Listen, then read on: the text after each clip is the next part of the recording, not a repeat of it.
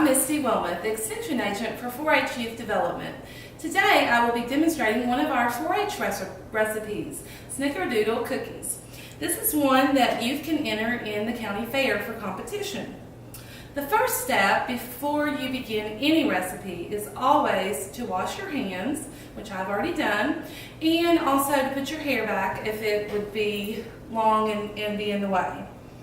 Next, we need to review our recipe to make sure that we have all of the ingredients. So I have our recipe here, and our first ingredient is 1½ cups of sugar.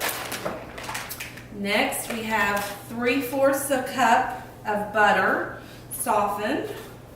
So 3/4 a cup is actually 1½ sticks. And I've already got those ready and softened. The best way to soften butter is to leave it out at room temperature for a few hours, and then it will be best to start your recipe. Next, we need 1 teaspoon of vanilla, 2 eggs, 2 cups all-purpose flour, and you'll want to check and make sure that you did get all-purpose and not self-rising. Then we also need baking soda, 1 teaspoon, 2 teaspoons of cream of tartar, 1/2 teaspoon of salt, and then lastly we need sugar and ground cinnamon. So we have our sugar and there's the cinnamon. So we have all of our ingredients, and now we are ready to begin our recipe. So step 1 is to preheat the oven to 400 degrees Fahrenheit, which I have already done. So our oven is preheating. Next, we want to start with a large mixing bowl and combine the sugar and butter. So we need 1½ cups of sugar,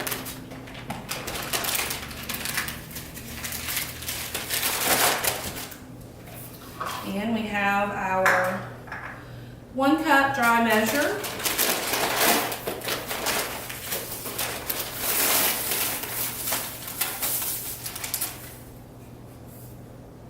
and I already have the butter in the bowl, so that is our 3/4 cup butter, and then this is our 1/2 cup of sugar.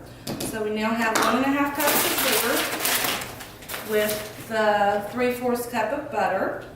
And so now we will need to mix these two together until they are light and fluffy.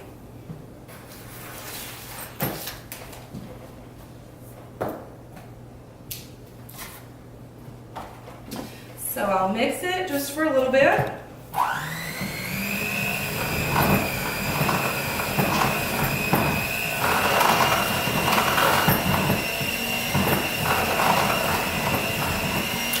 And it doesn't take very long, and it's ready. And so our next step is to add the vanilla, which is 1 teaspoon. And one thing I always suggest when you are adding ingredients, don't do it over top of the bowl, because if you make a mistake, you might add in way too much. If you do that over another bowl or another area, then you won't make that error. So 1 teaspoon vanilla,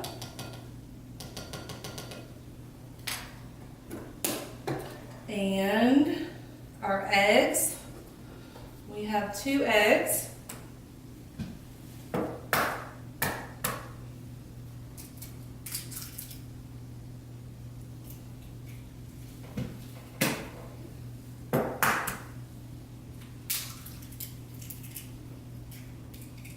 And now it's time to mix those in with the butter and sugar mixture.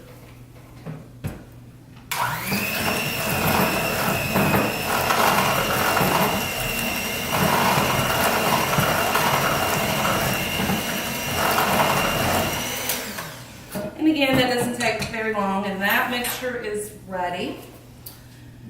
And next we're going to go to a medium-sized mixing bowl, and we're going to combine our flour, baking soda, cream of tartar, and salt. So back to our flour, we needed 2 cups of all-purpose flour.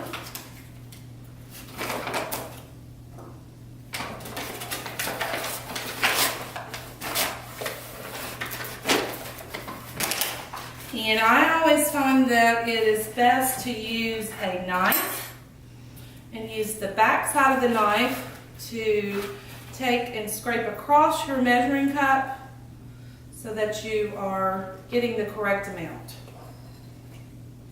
So there's 1 cup of flour, and then we need 2 cups.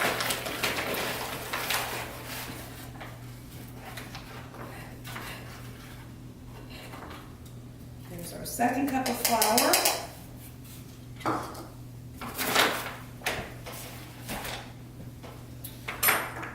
Baking soda. We need 1 teaspoon of baking soda.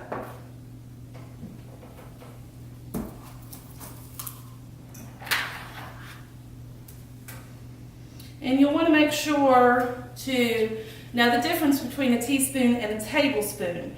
A tablespoon is larger than a teaspoon, so you wouldn't want to make that mistake. So we need 1 teaspoon of baking soda.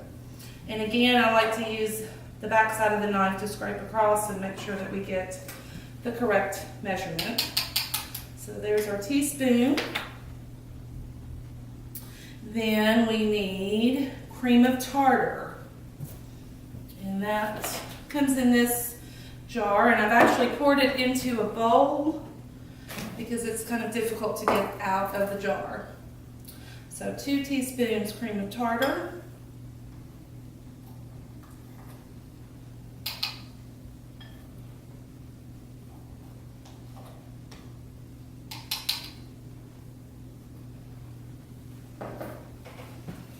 And a 1/2 teaspoon of salt. So I've already poured some salt into a bowl as well.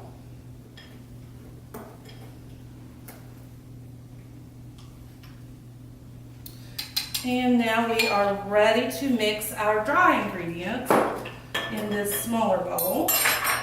And that can just be done with a spoon or other utensil. And we want to mix them together so that all the ingredients don't get in one area.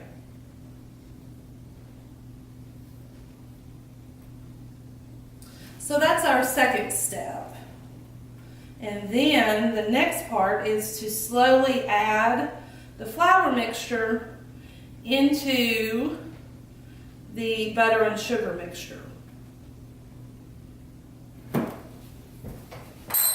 So I'm going to start by adding a little, and then I'll mix, and then I'll add some more.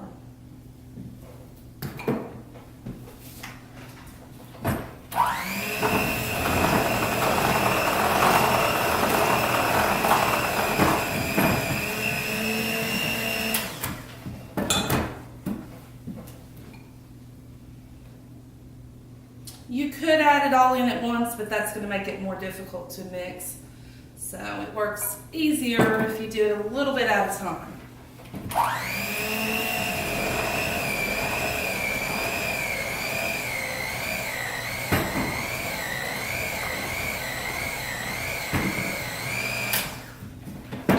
And now for the last bit of a flour mixture.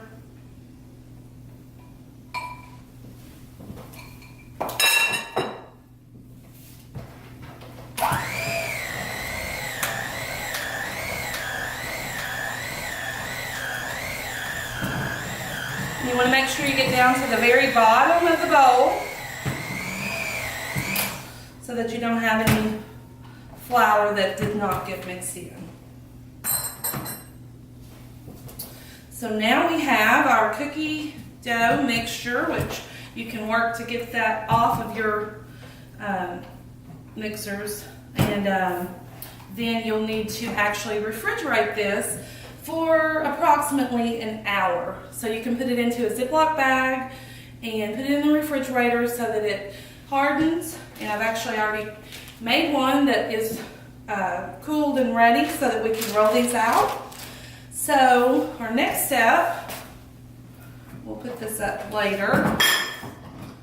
So our next step would be to roll those out onto a cookie sheet. And for this recipe, it does not need to be a greased cookie sheet. It can just be just a plain cookie sheet.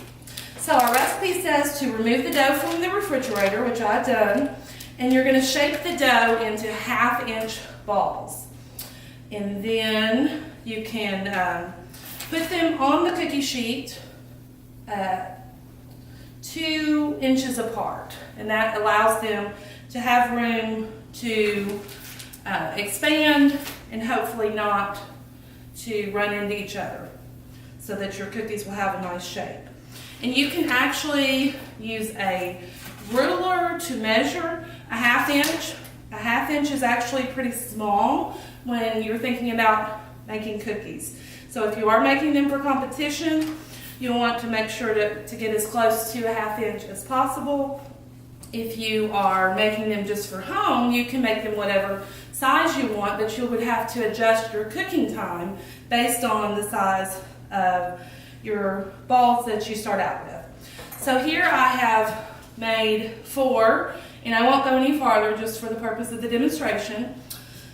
So after you have rolled those out, you're actually going to roll them in cinnamon sugar. So for cinnamon sugar, you take 2 tablespoons of sugar and 2 teaspoons of cinnamon. Mix that together, and you can put it in a bowl so it's ready for you.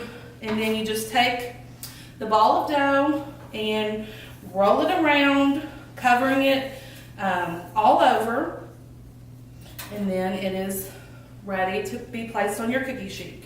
So you do that to all of them, keeping them 2 inches apart, and then they will be ready to go in the oven. And remember, your oven should be preheated to 400. So we're going to get these ready to put in the oven. And then put those in, and you're baking them at 400 for 8 to 10 minutes. But remember, depending on size, you may need more time, and depending on your oven, you want to always check them early to make sure you don't let them get too done. So I've actually already made a batch that I brought out of the oven, and to show you the size, these were a little bit varied in size, and also I had a couple that ran together, so you want to be careful of your spacing. And what you want to do for competition is pick out 3 cookies that are the most uniform. So you'll look at how well they're browned and the size. You want them to be uniform in size and also browning. So once you pick out your best 3 cookies, you'll put them on a disposable plate. And then they can be placed in a Ziploc type bag. And they will be ready to be taken to the fair for judging. And the rest of the cookies you and your family can enjoy. So you'll put them in the Ziploc bag, and this way it's easy for the judges to see them for judging, and also for them to get in and out so that they can taste them, because they will want to taste your recipe as well. So today I've demonstrated how to make the 4-H Snickerdoodle recipe. I hope that you have enjoyed this demonstration and that you'll give it a try at home. If you would like more information about 4-H recipes that are available, contact your local extension office.